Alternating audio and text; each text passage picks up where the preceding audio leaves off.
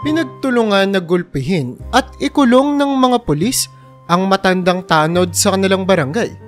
Pero nang dumating sa presinto ang anak ng tanod para bisitahin siya, biglang napaluhod at nagmakaawa ang mga pulis.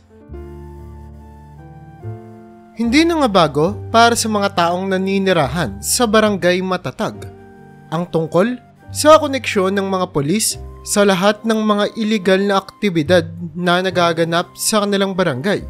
Ngunit wala naman silang magawa tungkol dito dahil ang mga tao na dapat na pumaprotekta sa kanila ay sila pang kanilang kinatatakutan.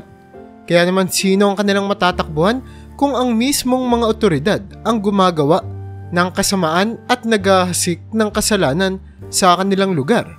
Kaya naman sa loob ng mahabang panahon ay piniling manahimik ng karamihan sa kanila dahil alam naman nila kung ano ang mangyayari kapag sinubukan nilang kalabanin ang ganito kalakas na puwersa.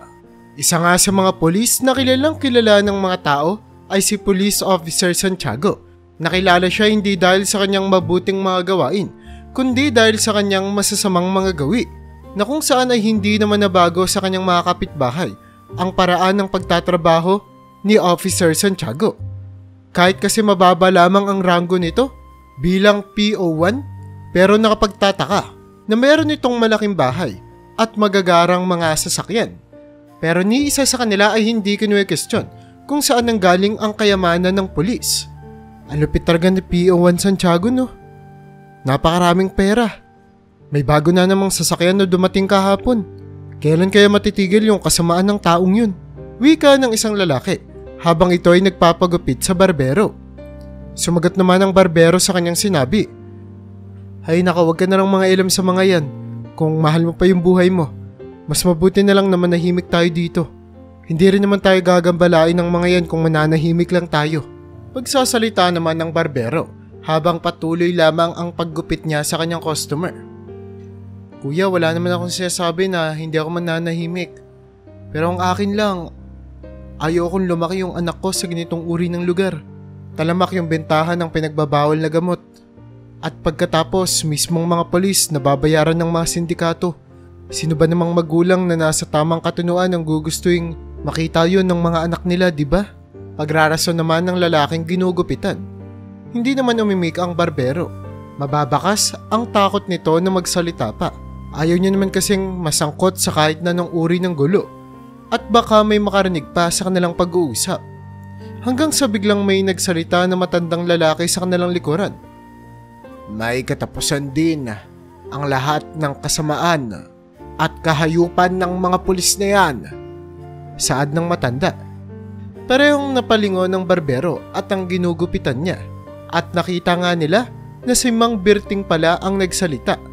Isang matandang tanod sa kanilang lugar. Hindi nila alam kung saan nga ba nanggaling ang matanda na ito at kung sino ang pamilya nito. Pero isa lang ang malinaw. Tapat ang matanda sa kanyang tungkulin na kung saan pagdating ng hapon ay pumupunta na nga ito sa barangay para gawin ang kanyang tungkulin na maglingkod sa kanyang mga kabarangay hanggang sa pagsapit ng gabi. "O Mang Bariting, kayo po pala. Parang napaaga po kayo ngayon ah," saad ng berbero sa kanya bilang pagbati. "Alam nyo, nung panahon namin, uso din yung bayaran sa mga pulis. Mas mahigpit pa nga ngayon kung tutuusin kaysa dati. Pero, isa ako sa lumaban sa mga katiwalian nila. Muntik pa nga akong mamatay noong araw pero nagawa ko ang tama at nararapat kong gawin. Naipakulong ko yung mga hayop na yun. Ang buong akala ko ay matitigil na ang ganong klaseng kalakaran. Pero nagkakamali pala ako. At ngayon nga ay may bago tayong kalaban kaya naman kailangan nating magtulong-tulungan mga kabarangay para masugpo natin yung mga kriminal na yan." Maanghang ang mga binitiwang salita ni Mang Berting na para bang kayang-kaya niyang kalabanin ng kahit na sino sa pamamagitan lamang ng paggawa ng kabutihan. "Naku po Mang Berting, hindi ka man naniniwala sa kwento ninyo. Pero mas mabuti pong tumahimik na lang din po kayo. Baka po ano pang mangyaring masama sa inyo. Kung totoo man po ang kwento nyo, na napakulong nyo nga po yung mga tiwaling pulis noong araw ninyo, Pero ngayon po ay wala na po kayong kapangyarihan. Matanda na po kayo. At bukod pa dun, hindi naman po namin minamalit ang trabaho ninyo. Pero tanod lang po kayo ng barangay. Malalaking mga sindikato po ang kakalabanin ninyo kung ganyan po ang gusto ninyo. Pagsasalita naman ng barbero. Ngumiti ng bahagya si Mang Berting. Wala akong pakialam kung malalaking sindikato sila. Hindi ako papayag na yung mga kabataan ay ganitong sistema ang kakalakihan. Magsasakripisyo ako. Handa akong itaya ang buhay ko kung maaari. Kasi kung walang gagawa nito at kung mananahimik lang tayong lahat, paano natin masusugpo ang kasamaan? Sa pagpapatuloy ng pagsasalita ni Mang Berting, iniisip na lamang ng barbero na nasisiraan na ng baitang matanda at maaaring ilusyon na lamang nito ang kanyang mga sinasabi. Kaya naman doon na nga natapos ang kanilang usapan. Pinili ng manahimik ng barbero at hinayaan niya na lamang sa pagsasalita si Mang Berting. Pero sa mga sandali na iyon ay hindi nila inaasahan ang mga sumunod na mangyayari. Sa gitna kasi ng kanilang pag-uusap, biglang dumaan ang kinatatakutan nilang si PO1 Santiago kasama ang mga barkada nitong pulis. Kaya naman pala ganito kaingat ang barbero na magkwento at magsalita tungkol sa mga pulis nito. Regular na customer naman pala niya ang kinatatakutang pulis ng kanilang barangay. Chief, magandang araw po. Agad na pagbati ng barbero sa pulis nang makapasok ito sa kanyang shop. Ngumiti naman si PO1 Santiago sa kanya. O bata, anong bago ngayon? Mayabang na saad nito sa barbero. Wala naman po, Chief. Kayo po, kumusta? Magalang na pagtatanong ng barbero na para bang isang hari ang kanyang kausap. Ito, okay lang. May susunod ka bang mga customer? Ako na muna paunahin mo pagkatapos ng gupit mo dyan. Kasama ko rin yung mga tropa. Nagmamadali kami, may trabaho pa kaming kailangang gawin. Mayabang na pag-uutos ni PO1 Santiago. Hindi naman nakaimik ang barbero at napatango na lang sa sinabi ng pulis sa kanya na para bang wala na siyang magawa. Pero ang problema nga lamang, naroroon si Mang Berting. Naghihintay para siya na ang susunod na gupitan. At hindi niya na kayang maghintay pa ng 3 mga pulis na gupitan bago siya. Kaya naman baong lakas ng loob na tumayo si Mang Berting. Mawalang galang na. Kanina pa kasi ako nakapila dito. Naghihintay ng pagkakataon ko na ako naman ang gupitan. 3 kayo at kapapasok nyo lamang. Mabilis lang naman ako gupitan kaya kung maaari, wag na sana kayong sumingit. Laking gulat ng barbero nang sumagot ang matanda na ito. Alam niya kung ano ang pwedeng kahinatnan ng matanda, kaya naman agad siyang nagsalita. Mang Berting, wag na. Mauna na po sila. Kung gusto niya, sa kabilang barbershop na lang po kayo, wala naman masyadong tao doon ng ganitong oras. Special customer ko po kasi yan si PO1 Santiago, kaya pakiusap ho, doon na lang po kayo sa kabilang barbershop. Pagsingit ng barbero. Ngunit natatiling matatag ang matanda sa kanyang sinabi. Hindi pwede. Kanina pa ako naghihintay dito. Alam natin na hindi ganyan gumagana yung mga bagay-bagay. At ikaw namang polis, kung akala mong natatakot ako sa iyo ay nagkakamali ka. Alam ko kung sino ka at alam ko ang mga katiwalian mo. Dagdag pa nito. At ang mga salitang binitawang ito ng matanda ang nagdulot para umapoy sa galit ang pulis dahil pakiramdam niya ay pinapahiya siya ng matanda sa harap ng kanyang mga kaibigan. Sino ka matanda ka? Dinuro ng pulis ang matanda. Ikaw, kanina pa kita pinagbibigyan na sabihin yung kung ano-ano sa akin ah. Hindi ka pa rin talaga tumigil? Patuloy na saad nito. Habang ang matanda naman, kahit na halos nanginginig na ang kanyang katawan at hirap na siyang makatayo, dahil sa payat niyang pangangatawan ay hindi siya nagpakita ng kahit na anong uri ng takot sa pulis. Hindi mababa ka sa ekspresyon niya na nasisindak siya sa kanyang kaharap. Ano gusto mong mangyari? Gusto mo bang may kalagyan ka? Pananakot ng pulis habang pinapatunog ang kanyang kamao. Bakit iyo? Saan mo ako ilalagay? Sa impyerno? Kung saan ka dapat mapunta? Matapang na sagot ng matanda sa kanya. At dahil nga dito ay hindi na nakapagsalita pa si PO1 Santiago sinuntok niya ang matanda at sinenyasan niya ang dalawa niyang mga kasama na isara ang barbershop at harangan ito upang hindi makita ng mga tao sa labas ang kanyang mga susunod na gagawin. Nang maharangan na nga ng mga kasamahan niyang pulis ang barbershop, ay nagpatuloy si PO1 Santiago sa pagbubugbog sa matanda. At ang nakakagulat pa dito ay tinulungan pa siya ng dalawa niyang mga kasama na bugbugin ang kaawa-awang matanda sa kabila ng payat nitong pangangatawan na halos hindi na nga ito makalakad ng maayos kung wala itong tungkod. Gusto mang tulungan ng barbero at nang ginugupitan niya ang kaawa-awang sinasapit ng matanda, ngunit wala silang magawa.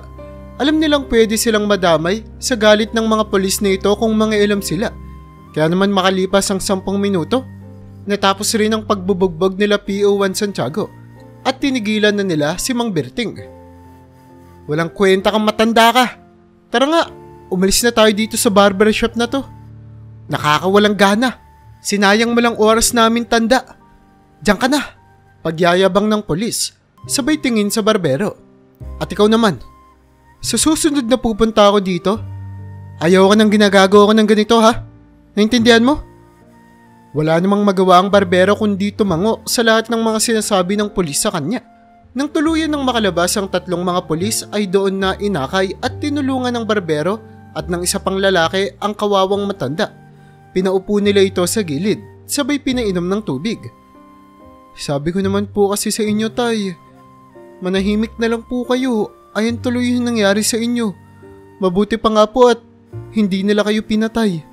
Sad ng barbero habang nag-aalalang tinitignan ang kalagayan ng matanda.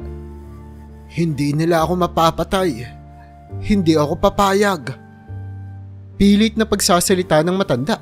Habang ang isa namang lalaki ay tumawag na ng ambulansya upang mabilis siyang maipadala sa hospital.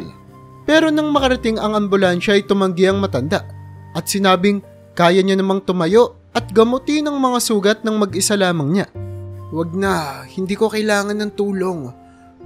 Dalhin niyo na lang ako sa barangay, doon ako magpapahinga. May mga kaibigan naman ako doon na pwedeng maggamot sa akin.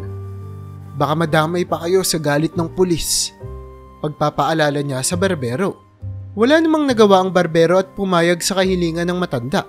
Sa loob ng barangay ay nanghingi ng pahintulot ang matanda kung pwedeng doon muna siya magpagaling at magpalakas.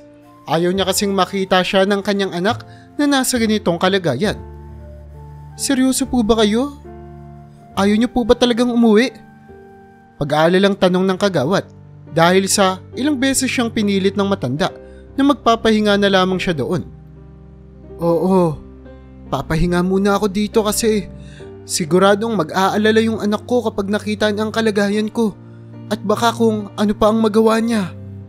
Sagot ni Mang Berting. Kilaunan ay pumayag na rin naman ang mga tauhan sa barangay. Matapos nilang gamutin at bigyan ng paunang lunas ang ilang mga sugat ni Mang Berting, ay pinatuloy nila ito sa isang kwarto sa barangay hall kung saan pwede siyang humiga dito at magpahinga hanggang kailan niya gusto. Mang Berting, kapag may kailangan po kayo, tawagan niyo lang po kami, ha? Nasa opisina lang po kami.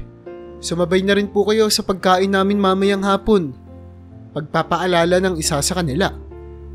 Maraming salamat. Maraming salamat sa tulong ninyo.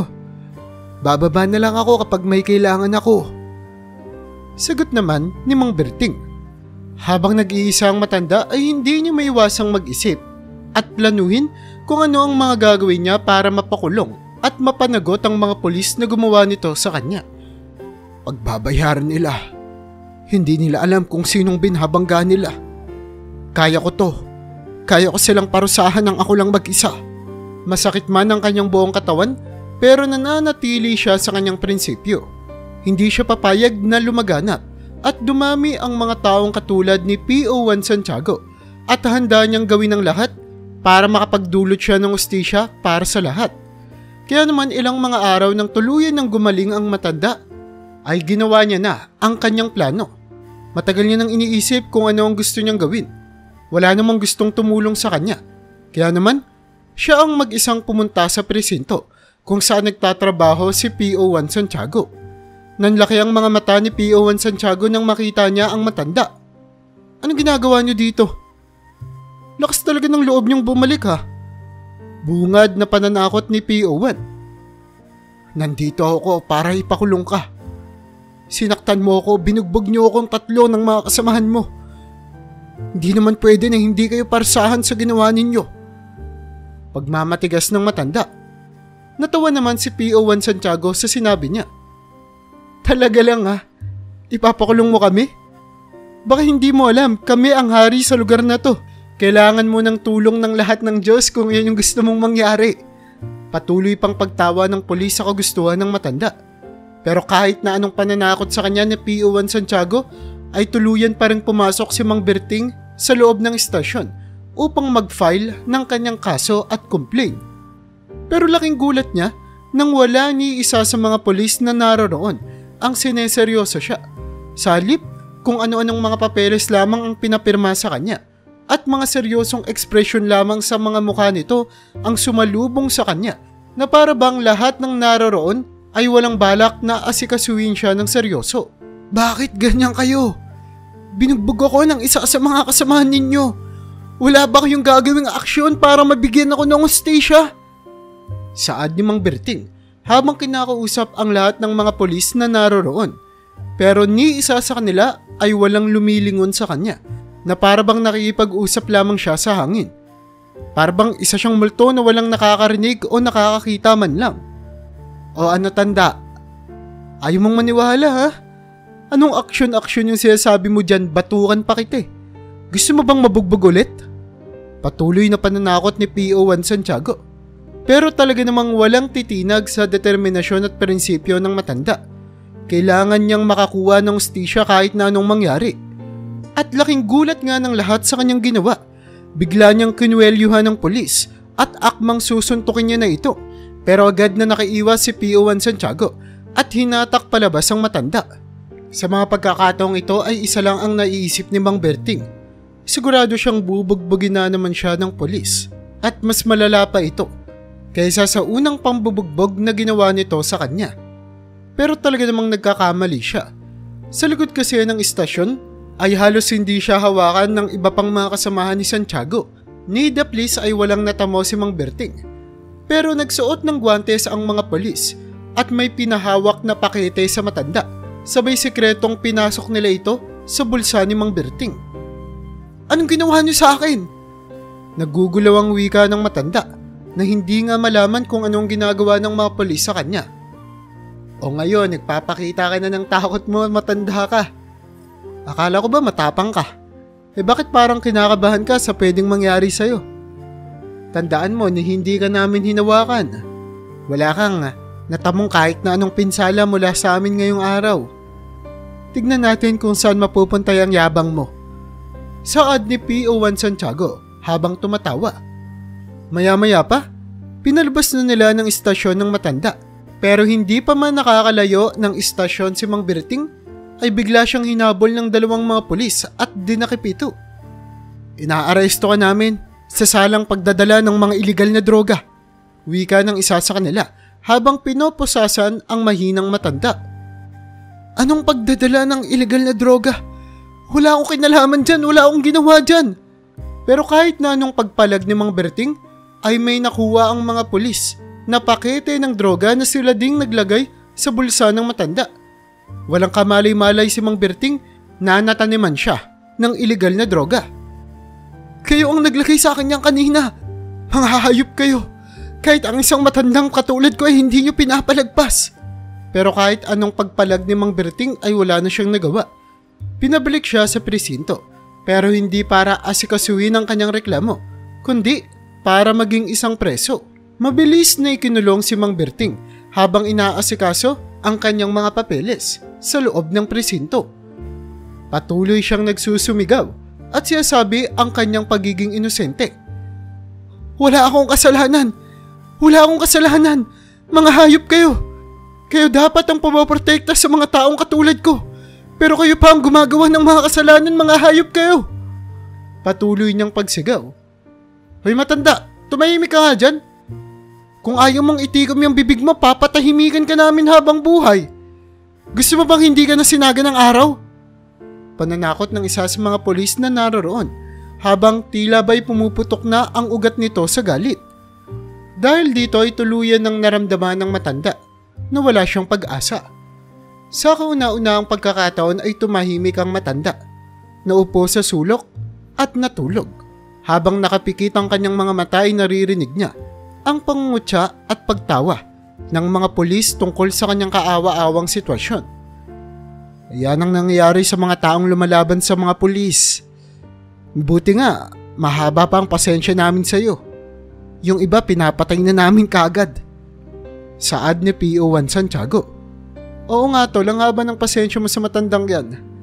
Ang akala ko nga nung una tatay mo yan eh. Tawanan pa nila. Pero nakayuko lamang si Mang Berting. Iniisip na ito na ang kanyang katapusan. Maya-maya pa ay tuluyan ng nakatulog ang matanda. Pero sa pagbuklat ng kanyang mga mata, may isang pamilyar na mukha ang kanyang nakita. Tinatawag nito ang kanyang pangalan. Papa, okay ka lang ba?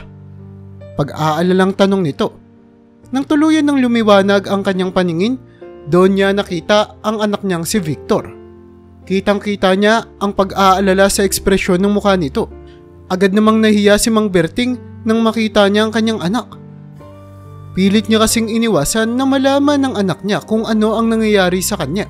Dahil siguradong mag-aalala lamang ito ng sobra para sa kanyang kalagayan.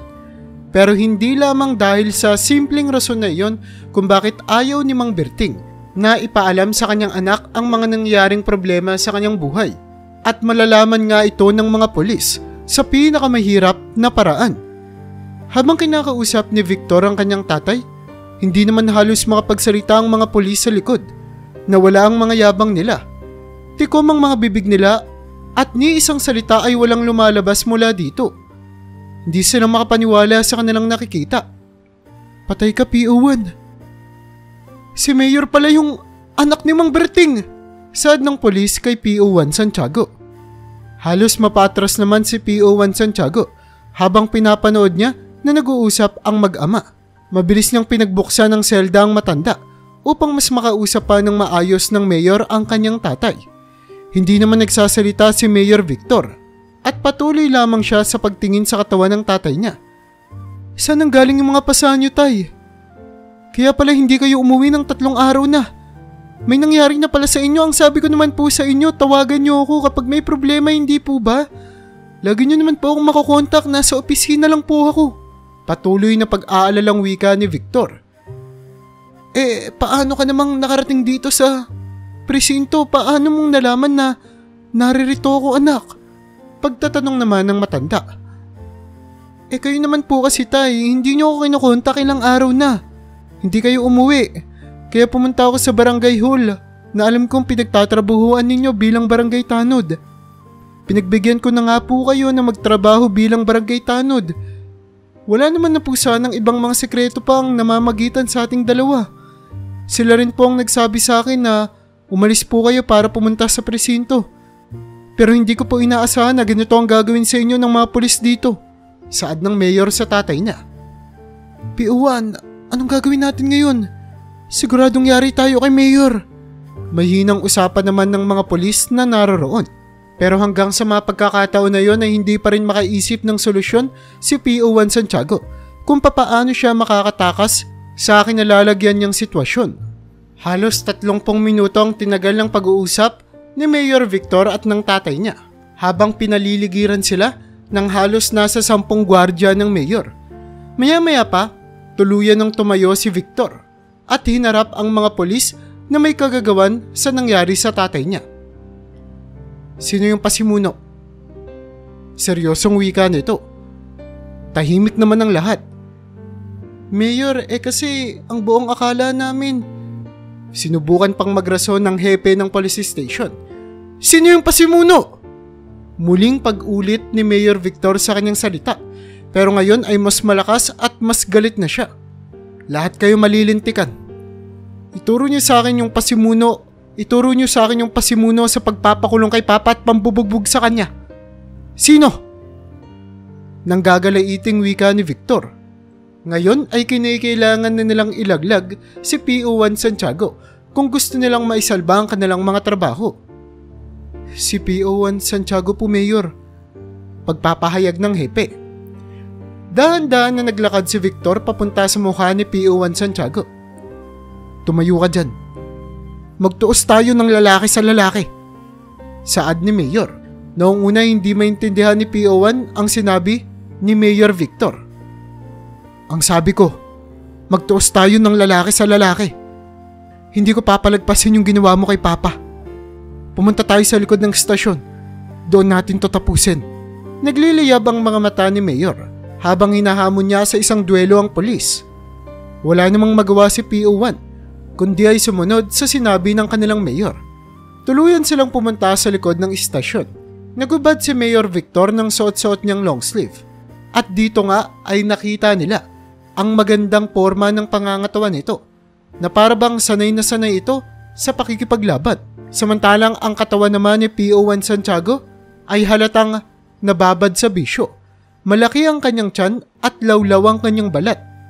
Inutos ni Mayor sa kanya na hubarin din ang kanyang uniforme. Pinatabi niya sa pulis ang daladalang baril nito at doon nga sila nagkasagupa. Magkakasunod na mga suntok at sipa ang pinakawalan ni PO1 Santiago. Ngunit lahat ng ito ay nagawang maiwasan ni Mayor. Halos hindi naman makapagsalita sa gulat at pagkamanga ang mga pulis na naroroon sa kanilang nasasaksihan.